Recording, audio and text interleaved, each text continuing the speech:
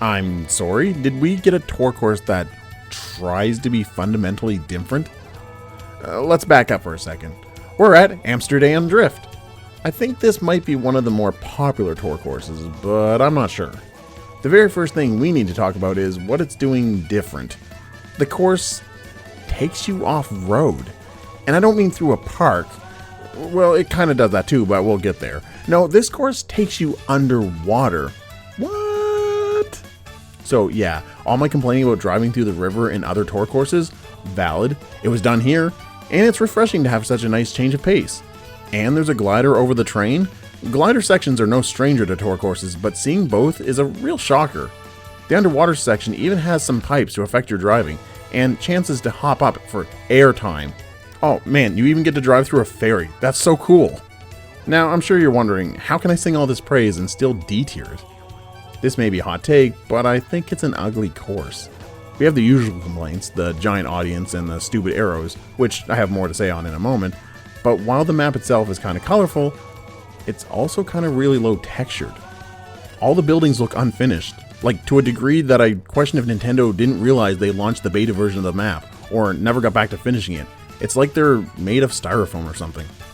Now, it's not the only map to do this, but something like New York had really nice lighting and shading to help hide how obvious it was, or Sydney would put so many of the more basic looking buildings further away.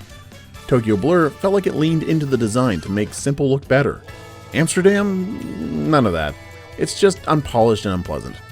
This is compounded even more so when you get into the tour course's showcase shot, the tulip fields. You get to race through the vibrant field of the iconic tulips, and they just look like plastic. You look off in the distance and you see this beautiful rainbow of tulips, but because like usual, they have to have something front and center, they just lower the polygon models, and it just looks underwhelming. Oh, and don't think I forgot about those arrows. Like usual, we have a tangled up map, and this one might be one of the most infuriating tracks for this. Most courses will try not to wrap around the track too quickly to minimize player overlap, but Amsterdam Drift threw that concept out the window. You will almost assuredly be driving through racers on a different lap. Lap 3 literally starts with you doing a circle just to run right back through the same area again, most likely creating a collision zone of racers running into each other, made only worse by the fact that arrows are not overly transparent, so it's going to be hard to even see anything coming.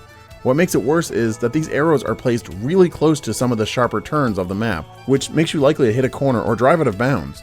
It's strangely tight because no other tour course actually does this. This track is in the first cup of the lower half of the booster course, which means it has no business being this punishing. Even as a later course, some of these turns would feel egregious. Big carts need not apply.